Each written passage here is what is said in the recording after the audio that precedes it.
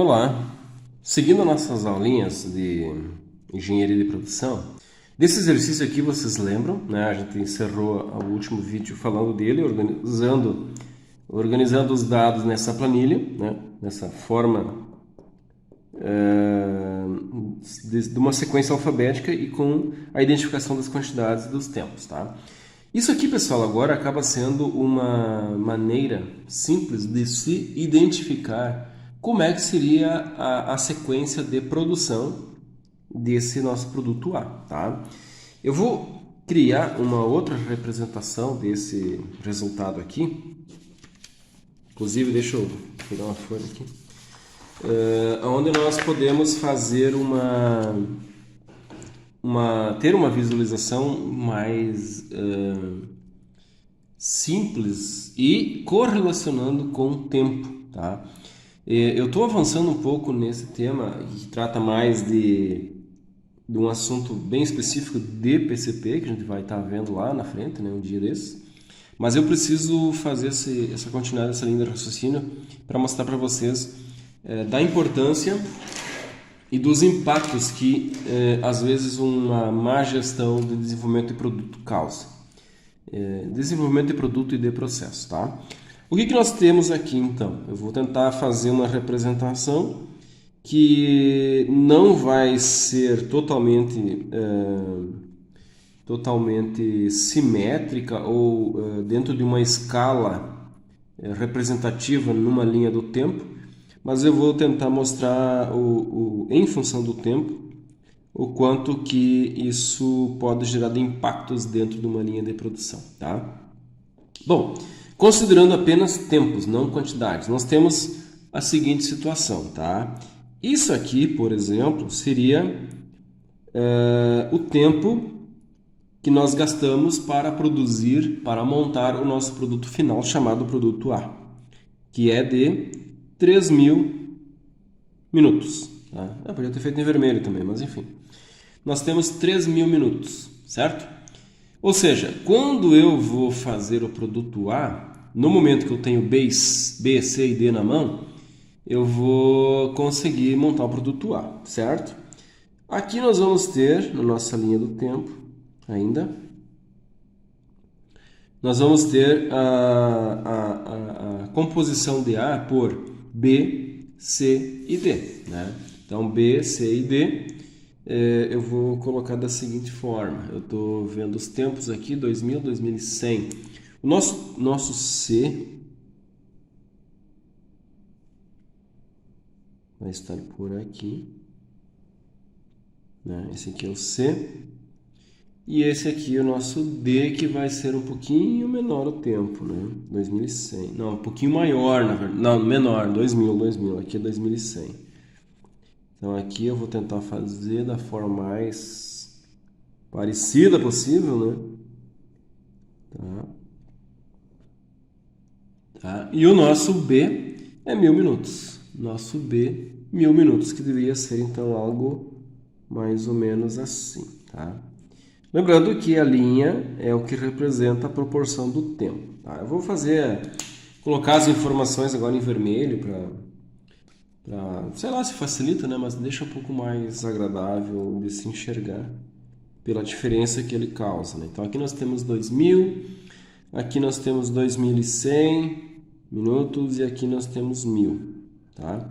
Pessoal, isso aqui é só uma forma ilustrativa de se fazer entender. Então, se alguém achar que, porque a linha não sei o que, não tem nada a ver.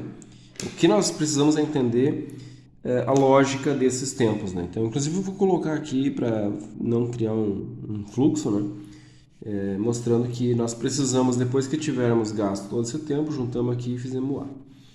Então, aqui nós vamos ter o D e aqui nós temos o B, né? Essa aqui é a nossa estrutura, agora sem considerar os níveis. Antes vocês lembram que na estrutura de produto nós tínhamos níveis. Aqui nós não estamos considerando isso, tá? Bom, aqui agora deixa eu só olhar os números que nós temos. 9.000, 5.000, 12.000. Esse item aqui, o nosso item eu vou jogar lá para o final, só para dar uma visão assim do que seria o tempo de... Puxar aqui, deixar ajeitadinho, bonitinho. Nosso amigo E, tá? Agora eu vou tentar fazer uma distribuição na proporção do que eu tenho de espaço aqui do FG, tá? O FG em relação ao B, ele tem a seguinte situação. FG, F9000 desculpa, não é FG, é só FE no B. Nós temos 9000. Então, se aqui, eu vou colocar o número já para não ficar dúvida, né? Então, aqui nós temos 12.000 minutos. O maior tempo do nosso processo. Bom, se o nosso amigo F, ele vai estar da seguinte forma. 9.000 minutos, né? Eu vou jogar por aqui assim.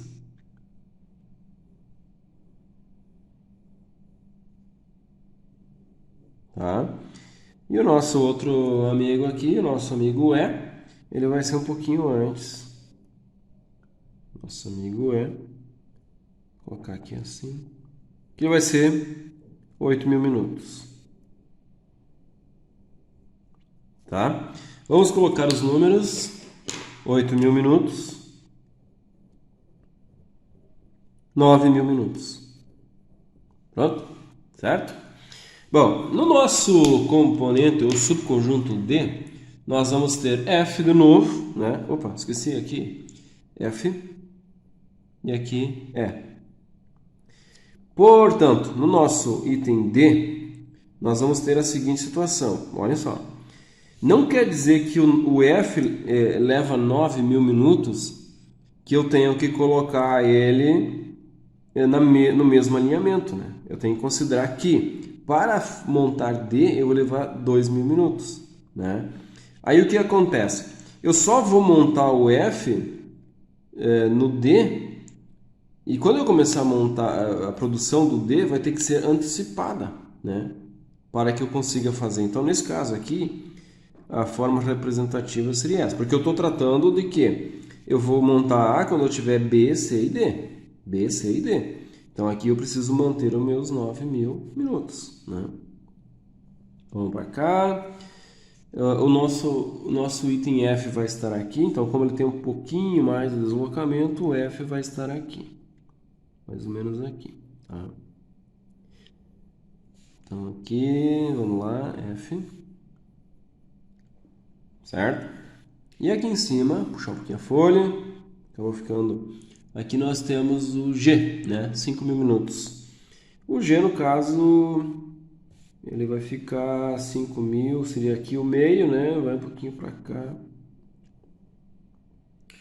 Isso aqui, pessoal, o certo seria fazer um Gantt bonitinho no Excel e tal, mas eu estou justamente fazendo aqui dessa forma para que a gente consiga, não sei se facilitar, né? Mas eu penso que a gente consegue enxergar um pouco melhor esse cenário, né? Bom, aqui eu tenho lá os meus limites, né?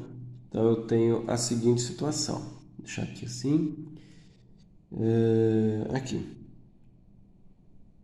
Essa aqui é minha linha do tempo, né?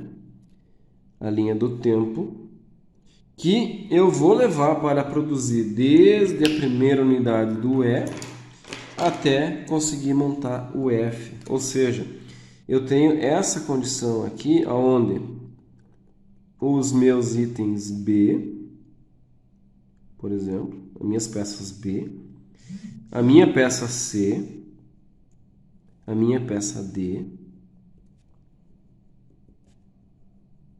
aqui a minha peça E, a minha peça F e aqui a minha peça E. Né?